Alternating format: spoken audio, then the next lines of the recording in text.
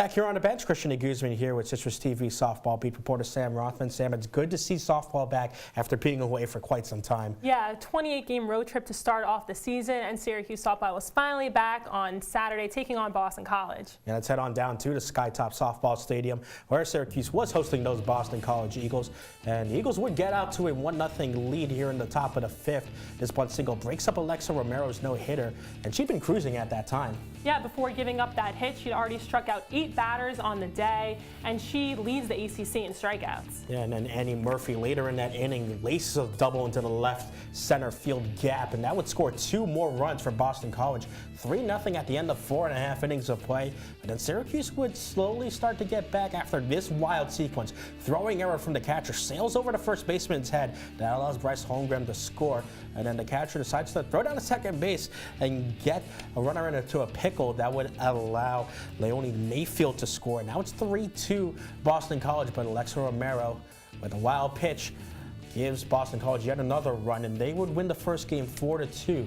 So the second game, you would think maybe Syracuse might have some momentum to start with, and it looked that way at first, but it wouldn't last for long, Sam. Yeah, after the Eagles took a 1-0 lead in the top of the second, Syracuse would answer right back with a run of their own.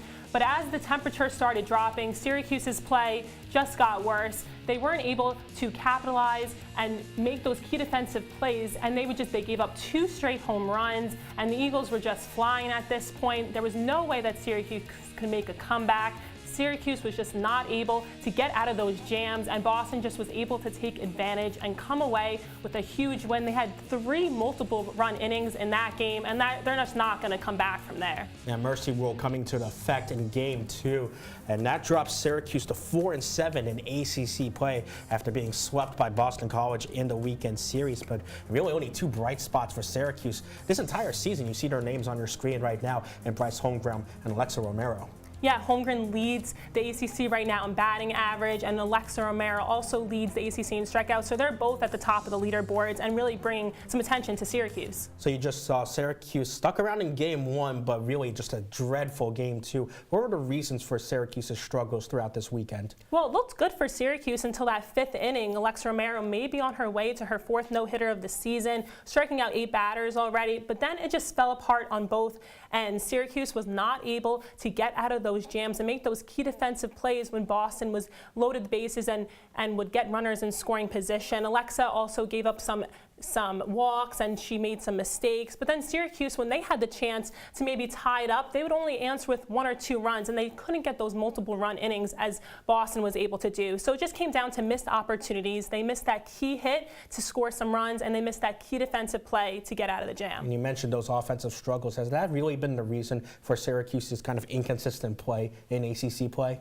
Yeah, definitely. Before this 7-game stretch, Syracuse was averaging about 5 runs per game, but now in the last 7, just 2 runs per game. This is a team that scored 29 runs against Virginia and just 4 against Boston College. So they're not able to maintain that momentum throughout the weekend and throughout the season. And 3 weekends where Syracuse would come out with the win in the first game and then would get shut out in the second game or have a bad loss. So again, it just comes down to that inconsistency, which has really hurt them. Yeah, but you mentioned Alexa Romero earlier.